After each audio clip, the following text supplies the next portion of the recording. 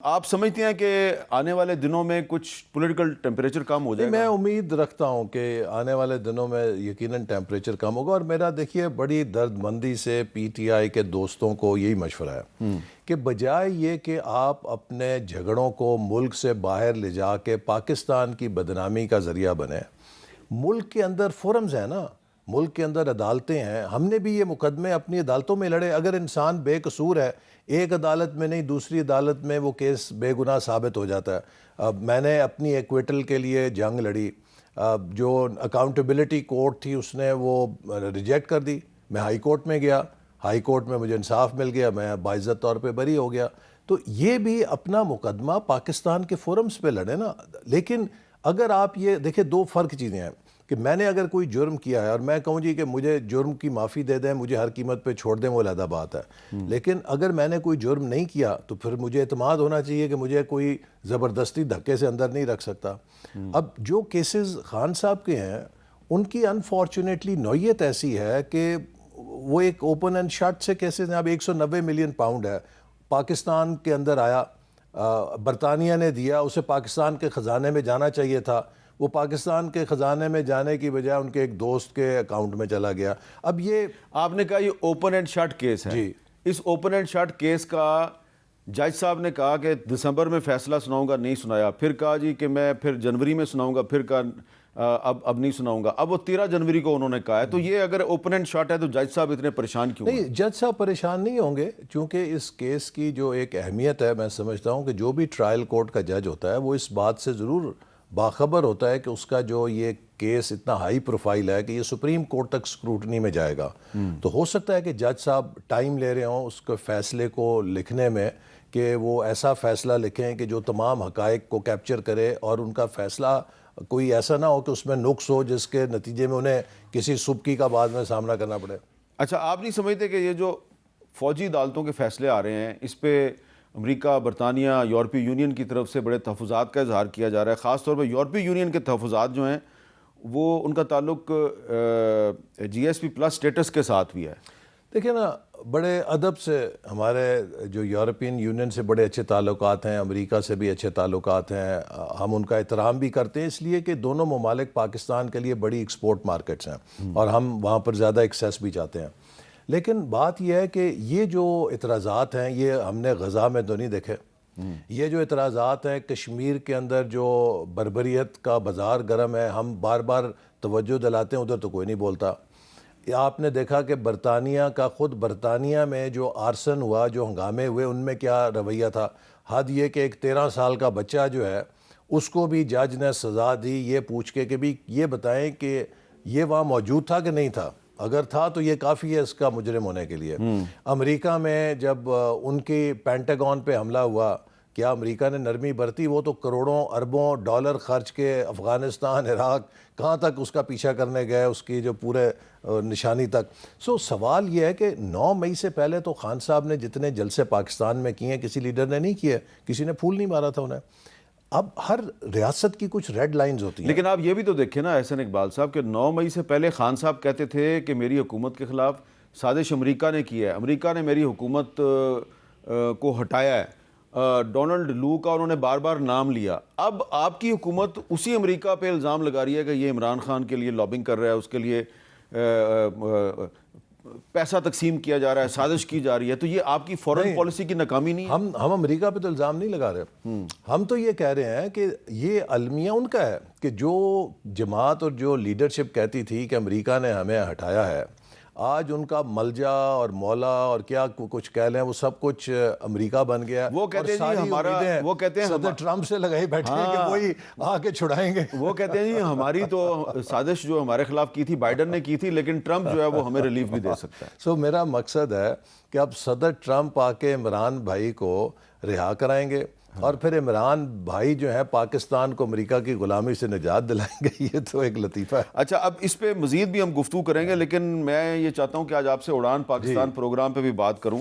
تو ویسے تو آپ نے اس کی تفصیل سنی ہے، اس میں جو فریم ورک ہے وہ ایز کے گرد گھومتا ہے. Exports, E Pakistan, environment and climate change اور انفراسٹرکچر اور ایکوٹی، ایتھکس اینڈ امپاورمنٹ. اور آئندہ 5 سال کے اہداف کیا ہیں؟ 6% معاشی ترقی کا حصول، برآمدات $50 ارب تک پہنچانا، مہنگائی کی شرح میں 6% کمی لانا، انفارمیشن ٹیکنالوجی کی فری لانسنگ صنعت کو $5 ارب تک لے کے جانا، گرین ہاؤس گیسز میں 5% تک کمی لانا، توانائی کے شعبے میں قابل تجدید توانائی کا حصہ 10% تک بڑھانا اور غربت کی شرح میں 13% تک کمی لانا. یہ ہیں جی اس کے اہداف. احسن اقبال صاحب، پہلے یہ بتائیں کہ یہ جو آپ کی جو تقریب بھی تھی اور یہ جو آپ کا بکلیٹ بھی ہے، اس پہ ہے تو شاہی ہے پرواز ہے کام تیرا. یہ نعرہ آپ نے علامہ اقبال کے ایک شعر کے مصرے کو آپ نے اپنا نعرہ بنایا ہے، اس کی کیا بیک گراؤنڈ ہے؟ دیکھیے عامر صاحب، میں سمجھتا ہوں کہ آج پاکستان ہی نہیں بلکہ ہم بحیثیت مسلمان ایک بہت بڑے تہذیبی بحران سے گزر رہے ہیں. یہ امت مسلمہ کا بحران ہے جس سے انحطاط کا ہم شکار ہیں.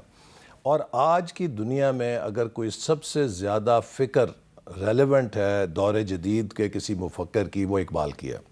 اقبال نے جس طرح ایک سوئی ہوئی قوم کو جگایا تھا اور آزادی کا شعور دیا، اس کے اندر اس کی سیلف اسٹیم کو بلڈ کیا اور اس کے نتیجے میں وہ فضا بنائی جس پہ قائد اعظم نے پاکستان حاصل کیا. اور آپ دیکھیں کہ قائد اعظم اتنے اقبال سے متاثر تھے اور ان کو پاکستان کا ایک مربی سمجھتے تھے کہ پہلے پاکستان کے بجٹ میں قائد اعظم کی ہدایت پر اقبال اکیڈمی کو 1 لاکھ روپے کا خصوصی بجٹ دیا گیا، جو اس زمانے کے لحاظ سے بہت بڑی رقم. آج حساب کریں تو بنی 40-50 کروڑ آج کا بنے گا. تو انہوں نے اس حد تک ضروری سمجھا کہ اقبال اور پاکستان کو جدا نہیں کیا جا سکتا. ہماری بدقسمتی یہ ہے کہ ہم نے اوور دا ایئرز اس چیز کو بھلا دیا ہے.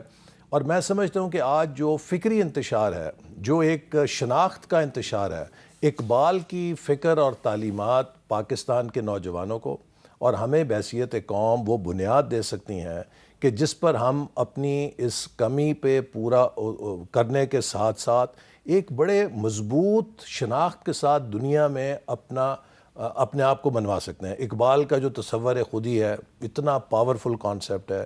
اقبال نے جو اسی طرح مادے اور اسپرٹ کو بلینڈ کیا، وہ ہمیں مذہبی انتہا پسندی سے نجات دلاتا ہے. اقبال کی پوری جستجو جو ہے وہ ایک اس کا کلام جد و جہد کے اوپر ہے. وہ کہتا ہے نہیں ہے بندہ فراغ کے لیے جہاں میں فراغ، کہ بندہ نہیں ہے بندہ حر کے لیے جہاں میں فراغ، کہ اگر آپ بندہ حر ہیں تو آپ کے لیے جہاں میں فراغ نہیں ہے. You have to defend your بندہ حر کا مطلب ہے آزادی پسند. آپ نے اپنی آزادی کا دفاع 24/7 کرنا ہے، اور جو غلام ہے اس کی موجیں ہی موجیں ہیں. لیکن اقبال نے یہ بھی تو کہا تھا نا کہ افغانستان ایشیا کا دل ہے اور اگر یہ دل بیمار ہوگا تو پورا ایشیا بیمار ہوگا. لیکن آج تو ہمارے افغانستان کے ساتھ تعلقات اتنے خراب ہیں کہ اب افغان وزیر خارجہ کی انڈین فورن سیکرٹری سے میٹنگز ہو رہی ہیں. جی بالکل، میں سمجھتا ہوں کہ پاکستان کے لیے بے حد اہم ہے، چونکہ افغانستان سینٹرل ایشیا تک جانے کے لیے ہماری ایک بنیادی راہداری ہے اور ہم نے افغانستان کے لیے کتنی قربانیاں دی ہیں. تو یہ اس میں دونوں طرف کی کوشش درکار ہے. دیکھیں نا، افغان حکومت کو بھی اس بات کا احساس ہونا چاہیے کہ اگر ان کی سرزمین کو ایسے گروپ استعمال کریں جو پاکستان میں دہشت گردی کر رہے ہیں. ہم نے افغانستان اور اس حکومت کے لوگوں کے حوالے سے دنیا سے کتنی سزا کاٹی ہے. ہمارے معاشرے میں اس آزادی کے لیے جو لڑی گئی جنگ، آج بھی ڈرگ کلچر، گن کلچر اور مہاجرین، امریکہ یورپ کے ملک تو 20-30 مہاجرین نہیں لیتے. ہم نے تو 35 لاکھ سے زیادہ مہاجرین کو پناہ دیے رکھی اپنے ملک کو غریب ہونے کے باوجود. تو اس لیے ان کی بھی اخلاقی ذمہ داری ہے کہ اس چیز کو روکیں. لیکن افغانستان ہی نہیں، اقبال نے 100 سال پہلے سی پیک کی خوشخبری سنائی تھی کہ گراں خواب چینی سنبھلنے لگے اور ہمالیہ کے چشمے ابلنے لگے. تو اقبال تو اس وقت یہ سی پیک اور چائنا کے ساتھ ریلیشن شپ دیکھ رہے تھے. تو اس لیے میں سمجھتا ہوں کہ ہم اقبال کے اگر فلسفے پہ، نظریے پہ خود کو کھڑا کریں تو ہم بہت تیزی سے اپنے ترقی کے اہداف حاصل کر سکتے ہیں. اچھا، اب یہ بتائیں کہ یہ جو اب آپ کا اڑان پاکستان پروگرام ہے، یہ اس کا آپ نے ٹارگٹ رکھا ہے کہ 2035 تک آپ نے پاکستان کو اوپر لے کے جانا ہے. اب ورلڈ بینک جو ہے اس نے بھی ایک 2035 کا ایک منصوبہ پاکستان کے بارے میں پیش کیا ہے اور انہوں نے $20 ارب اس کے لیے مختص کیے ہیں اور اس کی منظوری جو ہے 14 جنوری کو ہونی ہے، نیکسٹ ویک. جی کیا یہ اڑان پاکستان اور جو ورلڈ بینک کا منصوبہ ہے $20 ارب کا، یہ ایک ہی چیز ہے یا دو مختلف چیزیں ہیں، یا آپ نے ورلڈ بینک کے منصوبے کو دیکھ کے اپنا اڑان پاکستان پروگرام دیکھیے وہ بنایا؟ تو ورلڈ بینک نے جو اپنے اگلے 10 سال کا پورٹ فولیو بنایا ہے کہ وہ پاکستان کی کتنی اقتصادی مدد کریں گے، وہ تقریباً $2 ارب سالانہ ان کی لینڈنگ ہوگی پاکستان کو. تو یہ مختلف ترقیاتی پروگرام، لیکن وہ پرائیویٹ سیکٹر میں بھی $20 ارب علیحدہ سے دینے کے لیے راضی ہیں. جی تو یہ اچھا ہے، پاکستان کو جو ایکسٹرنل فائنینسنگ چاہیے اس میں ہماری مدد دے گی. لیکن ہمارا جو پروگرام ہے، دیکھیے میر صاحب آج ہم ایک ایسے مقام پہ کھڑے ہیں کہ either we can go up اور we can go down. ہم نے فیصلہ کرنا ہے. اگر ہم امن، استحکام اور تسلسل اور اصلاحات کے راستے پہ چلیں گے، 2035 تک پاکستان میں یہ پوٹینشیل ہے کہ وہ $1 ٹریلین اکانومی بن سکتا ہے. اگر ہم بزنس ایز یوزول پہ چلیں گے، اسٹیٹس کو پہ چلیں گے، تو ہم صرف $500 ارب کی اکانومی بن سکیں گے. اگر ہم نے بزنس ایز یوزول رکھی تو 2047 تک ہمارے اندر 38 کروڑ کی آبادی اور اضافہ ہو چکا ہوگا، اور ہمارے وسائل اتنے ناکافی ہو جائیں گے کہ ہم لوگوں کو فوڈ سیکیورٹی اور واٹر سیکیورٹی بھی دے سکیں. ہمیں ہر لحاظ سے آج سٹیٹس کو توڑنا ہے، اور جو کچھ ہم کرتے آئے ہیں اس سے اپنی روش بدلنی ہے. اور یہ اڑان پاکستان اسی چیز کا لوگوں میں شعور دیتا ہے کہ یہ گولز اچیویبل ہیں، لیکن انہیں اچیو کرنے کے لیے ہمیں اپنی کچھ عادتیں بدلنی ہیں. اچھا، اب آپ کہہ رہے ہیں اس میں ایک آپ کا ٹارگٹ ہے کہ انفارمیشن ٹیکنالوجی کی فری لانسنگ صنعت کو $5 ارب تک لے کے جانا ہے آپ نے، ٹھیک ہے. لیکن جس ملک میں سوشل میڈیا ایپس جو ان پر پابندی ہو، ایکس پر پابندی ہو، فائر وال لگا دیں آپ، انٹرنیٹ روزانہ بند ہو جائے، اور آپ کہیں کہ جی وہ سمندر میں جو کیبل ہے اس کو مچھلی کھا گئی ہے، وہاں پہ یہ ٹارگٹ کیسے پورا ہوگا؟ بڑا اچھا سوال ہے، میں اس کا جواب دیتا ہوں. لیکن اس سے پہلے ایک اور بات آپ سے میں کر لوں. دیکھیے جو ہمارا 5 ایز فریم ورک ہے، اس میں سب سے بنیادی ای ہے جو پاکستان کے تمام مسائل کی جڑ ہے، وہ یہ ہے کہ ہم 77 سالوں میں پاکستان کو ایکسپورٹ لیڈ گروتھ ماڈل پہ نہیں کھڑا کر سکے. ٹھیک ہے. جتنے ملک کامیاب ہوئے ہیں، جن کے میں نے آپ کو پہلے نام لے کے دیے ہیں، ان سب نے برآمدات کو اپنی قومی ترقی کا بنیادی نقطہ بنایا. آج بھی پاکستان کا المیہ یہ ہے کہ ہم جب بھی گرو کرنے لگتے ہیں ہماری امپورٹس بڑھتی ہیں، پر ہمارے پاس اتنی ایکسپورٹ نہیں ہوتی کہ ہم فورن ایکسچینج لے سکیں اس کے لیے. سو پاکستان کی future growth is tied to our export development. اگر تو ہم نے برآمداتی صلاحیت بڑھائی تو ہم ایک پائیدار ترقی پہ جا سکتے ہیں. تو ای پاکستان کا مطلب ہے ایکسپورٹ. سب سے پہلی جو فرسٹ ای ہے وہ ایکسپورٹس کی ہے. سیکنڈ ای جو ہے وہ ہے ای پاکستان. اس کا مطلب ہے ڈیجیٹلائزیشن اینڈ ٹیکنو اکانومی. تو میرا سوال جو ہے اس کا تعلق اس سے ہے. جی اب اس پہ میں یہ عرض کروں گا، دیکھیے جہاں پر انٹرنیٹ اور سائبر سپیس ایک بہت بڑی اپرچونٹی ہے، یہ آج دنیا میں اتنا بڑا خطرہ بھی بن گئی ہے، کیونکہ اس کے ذریعے دنیا پر حملے ہوتے ہیں. آپ کے پاور انفراسٹرکچر کو، فائنینشیل انفراسٹرکچر کو کوئی ہیک کر کے کولیپس کر سکتا ہے. دنیا میں آج جس طرح لوگ اپنی جغرافیائی حدود کی حفاظت کر رہے ہیں، اسی طرح اپنے سائبر سپیس کی بھی حفاظت کر رہے ہیں. آپ اکثر سنتے ہیں کہ جی پینٹاگون کی فائلیں ہیک ہو گئیں. وہ جو سنوڈن تھا اس نے دیکھیں امریکہ کے کیا کچھ راز چرا لیے. اگر امریکہ جیسا ملک اتنا ولنریبل ہے، ہم تو کسی کھیت کی مولی نہیں اس حوالے سے، تو ہر ملک آج سائبر سیکیورٹی پر بھی لازم ہے کہ اگر اس نے اپنی سالمیت کو بچانا ہے وہ توجہ دے. ہم نے یہ کام دیر سے شروع کیے. کچھ ٹیدنگ پرابلمز ہیں، میں سمجھتا ہوں کہ یہ 1-2-4 مہینے میں دے شوڈ بی اوور.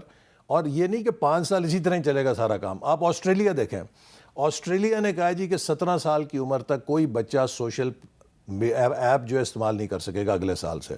وہ اس طرح رسپونڈ کریں. ابھی برطانیہ میں دیکھیں ان کے ہاں بحث شروع ہو گئی ہے کہ ٹویٹر کے ذریعے جو وہ ساری بات ٹھیک ہے، لیکن انٹرنیٹ کی سپیڈ کیوں کم ہو جاتی ہے؟ انٹرنیٹ کی سپیڈ وہ اس لیے ٹیسٹ ٹرائل میں ہوتے ہیں، لیکن جو ایکسپورٹرز ہیں، فائر وال جو لیے آپ نے، میرا خیال ہے وہ دنیا میں ہر ملک فائر وال لگاتا ہے، ہر ملک فائر وال کرتا ہے. ہر ملک کے جو اس کا فائر وال کا مقصد اگر سائبر سیکیورٹی جو ہے اس کو افیکٹو بنانا ہے تو وہ ٹھیک ہے. لیکن یہاں پہ تو ہم دیکھتے ہیں کہ جی اگر کسی نے کو ٹویٹ کر دیا ہے، کوئی ویڈیو پوسٹ کر دیا ہے حکومت کے خلاف، تو اس کو کوئی انٹیلیجنس ایجنسی کے اہلکار فون کر کے دھمکیاں دیتے ہیں، وہ باز نہ ہے، اس کو ایف آئی اے والے اٹھا لیتے ہیں، کاروائی شروع ہو جاتی. نہیں دیکھیں وہ تو نہیں، یہ آپ کے ساتھ بھی ہو رہا تھا اور اب آپ دوسروں کے فائر ساتھ کر وال رہے ہیں. کا مقصد صرف ملک کی سائبر سیکیورٹی کو انشور کرنا ہے.